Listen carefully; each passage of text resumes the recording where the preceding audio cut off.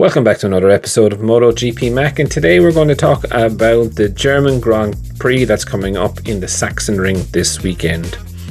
Now, first and foremost, we are definitely going to have a different winner of the Sachsenring for the past few years, as Marc Marquez will not be in attendance. So before we get into it, let me show you Friday's schedule, Saturday's schedule, and Sunday's schedule. Now, the Sachsenring for me is really tricky circuit. You know, if it is dry, it's not so bad. It is incredibly tight. You know, there's no rest for the riders. It has probably one of the most scariest corners of the whole Grand Prix calendar, in my opinion, going down through that waterfall where you can just so easily lose the front. And obviously being on the left hand side of the tyre so much, you know, it's definitely going to throw up a challenge to the riders that are there. Now, as you know, I always look at past history to try and predict who is going to win this year. And if we looked at the top five from last year, it was Marc Marquez from Miguel Oliveira, from Quartararo, Brad Binder, and Pecco Bagnaia. And I don't think, obviously, this year the two KTMs are realistically going to be in the hunt for a race win, especially if it's dry. If it's wet, maybe, you know, funnier things have happened, like already have happened this year. It is hard to look past Quartararo, and this is not a horsepower track at all. This is on the edge of the tire, so they may be able to get away with it. Pecco definitely needs to bounce back. Realistically, after this race, we're at midpoint of the season. We have one more race and then we have a break for 4 weeks. So realistically, for me, Pecco needs to come back in this race and the next race in Assen to try and kind of stay in the fight for the second half of the championship. As I mentioned yesterday, I believe the Honda riders will be a little bit out of it.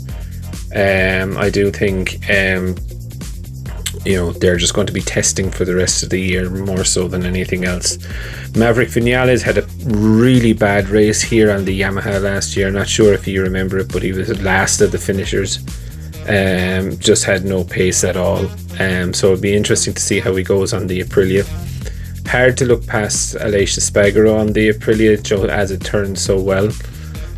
Interesting to see Mir was letting people know that at the end of the race, or when he takes the checkered flag, there is a special red light on his dash that lets him know the race is over. Maybe Aprilia will be investing in something like that. Mir does need to have a good race. As of yet, I don't have any update on Alex Rins, whether he'll be attending or not. There was no announcement on it, but I'll bring it to you as soon as I can. You know, it'll be an interesting weekend for Nakagami as well. You know, whether it'll be him or Pole who will be top Honda. There's a good chance while Marquez is out here to cement their name into maybe a seat in Honda, either in LCR or you know, if Alex doesn't pull up his socks, you know, he could be out and Pole could go there. Although there is major talk that Pole could be on his way back to Tech Trois, as Pit Buyer said, you know, that he does have unfinished business there. For me, the track it's kind of Mickey Mouse. If it rains, it could be very interesting. Bastianini does need to have a good weekend this weekend as well. I know he's kind of factory favourite at the moment to go alongside Pecco. I thought it was interesting in World Ducati Week. The two VR46 guys were there. Bastianini was there, but one of the things that I noticed was, and this could be speculating again, but the VR46 guys were in VR46 uniform.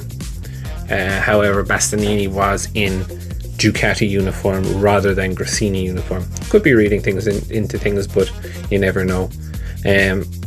But he is definitely on the move out of Gresini. and I definitely do think that that's going to be filled by Miguel Oliveira, who has said that they have had talks.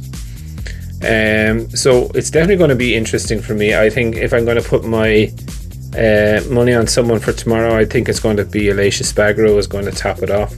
I would love to know who you think is going to top it off or top the timing sheets tomorrow. Definitely leave it in the comments below, and I'll be back again after FP2 with an update on the day's proceedings. I just want to take a minute to also thank you for watching my videos and the support that you've shown so far. If you haven't subscribed already and you would like to subscribe, it would mean an awful lot to me if you did. I'm starting this channel realistically so that we can all enjoy MotoGP together, with the aim of streaming a live video when the GP races are on.